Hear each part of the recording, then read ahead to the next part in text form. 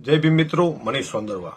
મિત્રો, હાલની અંદર ચાલતો વિવાદ એક અનિલ મિશ્રા નામનો વ્યક્તિ જે મધ્યપ્રદેશનો છે તે ડોક્ટર બાબા સાહેબ આંબેડકરના સ્ટેચ્યુ મધ્યપ્રદેશ હાઈકોર્ટમાં ન મૂકવા માટે ખૂબ મોટી લડત કરે છે અને ત્યારબાદ બાબા સાહેબની વાતમાં બાબા સાહેબનું અપમાન કરવું, બાબા સાહેબને ન હોય એવા અનાપ શનાપ શબ્દો બોલવા, SC ST ખત્મ કરી દેશે એક્ટ એવી વાતો કરવી, આવા ઘણા બધા તર્ક વિતર્કવાળી વાતો કરે છે.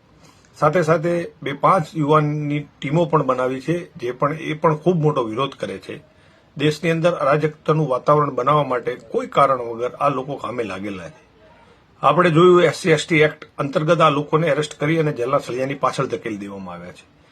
હું આ સમાજના લોકોને કહેવા માંગુ છું કે દેશના 85% લોકો છે જે દરેક સમાજની સ્ત્રીઓ છે, SC ST અને OBC સમાજ છે. આની 85 થી 90% વસ્તી જો દેશની અંદર હોય અને એના હક અધિકાર માટે ડોક્ટર બાબા સાહેબ આંબેડકરે કંઈક કર્યું તો એ ગુનો કર્યો છે. સ્ત્રીઓને આ દેશની અંદર રસોડામાંથી બહાર નીકળવાનો અધિકાર નહોતો. જે રસોડામાં સબડી અને મરતી હતી, જેને ઘૂંઘટો તાળવો હતો, પોતાનો ફેસ બતાવી શકે તેવી પણ આઝાદી નથી. તેને બહાર નીકળવાની તો દૂરની વાત રહી, ઘરના રસોડામાંથી બહાર નીકળવાની આઝાદી નથી. આ સ્ત્રીઓને આજે બાબા સાહેબ આંબેડકરે આખું આકાશ આપ્યું, પાંખો આપી, ઉડવા માટે મોકળું મેદાન આપ્યું. આટલી સરસ ડોક્ટર બાબા સાહેબ આંબેડકરે વ્યવસ્થા કરી, તેમને હક અધિકાર આપ્યા, તેમને સ્વતંત્રતા આપી, તેમને મૌલિકતાથી બોલવાનો અધિકાર આપ્યો, તેમને પાત્ર પોતાનું જીવનસાથી પસંદગી કરવાનો અધિકાર આપ્યો, તેના પતિની મિલકતમાં, તેના પિતાની મિલકતમાં અધિકાર આપ્યો, તેના રક્ષણ માટે કાયદા બનાવ્યા, ઘરેલું હિંસાના કાયદા બનાવ્યા.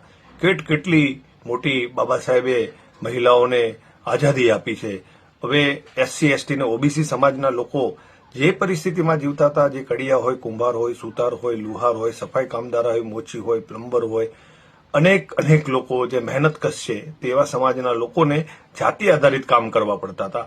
અને તે 6600 ઉપરની જ્ઞાતિઓને ડોક્ટર બાબા સાહેબ આંબેડકરે OBCની એક પ્લેટફોર્મ પર લાવી અને તેમને આરક્ષણ આપ્યું. તો શિક્ષણમાં આરક્ષણ આપ્યું, તેમને નોકરીમાં આરક્ષણ આપ્યું. શેડ્યુલ કાસ્ટને જાતિગત આધારે ભેદભાવ થતો હતો, તેના માટે ડોક્ટર બાબા સાહેબ આંબેડકરે એમને SC ST એક્ટ આપ્યો, તેમને કાયદાનું કવચ આપ્યું, તેમણે પણ શિક્ષણમાં અને રિઝર્વેશન આપ્યું. સાથે સાથે તેમને પોતાના પ્રતિનિધિ ચૂંટવા માટે પણ રિઝર્વેશનનું પ્રાવધાન કર્યું, તેમને નોકરીમાં અનામત આપી. આ જ રીતે દરેક સમાજના લોકો માટે ડોક્ટર ભીમરાવ બાબા સાહેબે કંઈક ના કંઈક કર્યું છે. આ દેશની અંદર રિઝર્વ બેંકની સ્થાપના જે ડોક્ટર બાબા સાહેબ આંબેડકરે આપેલા સુઝાવોથી થઈ છે.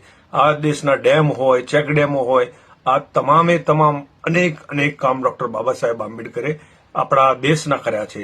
સંવિધાન લખવામાં ડોક્ટર બાબા સાહેબને 2 વર્ષ અને 11 મહિના જેવો ખૂબ મોટો સમય લાગ્યો અને બાબા સાહેબની તબિયત ન દુરસ્ત હોવા છતાં તેમણે એમનો પૂરતો સમય સંવિધાનની પાછળ આપ્યો અને આ દેશને જે ખંડમાં વહેંચાયેલું હતું એને અખંડ ભારત બનાવ્યું. જે અલગ સંસ્કૃતિ, અલગ ભાષા, અલગ બોલી, અલગ પ્રાંત પ્રદેશમાં રહેતા લોકોને એક પ્લેટફોર્મ પર લાવ્યા અને એક તાતડે બાંધ્યા. આવું સુદ્રઢ કામ ડોક્ટર બાબા સાહેબે આંબેડકરે કર્યું છે. પણ અમુક લોકો, જાતિવાદી, કોમવાદી લોકો જ્યારે બાબા સાહેબનું અપમાન કરે ત્યારે ખૂબ દુઃખ થાય. એટલે મિત્રો, ખાસ કરીને ડોક્ટર ભીમરાવ બાબા સાહેબ આંબેડકરના વોલ્યુમ વાંચો, બાબા સાહેબે લખેલી વાતો તમે વાંચો અને પછી તમે જ નક્કી કરો ડોક્ટર બાબા સાહેબ આંબેડકર શું એક સમાજના હતા. જય ભીમ, જય ભારત.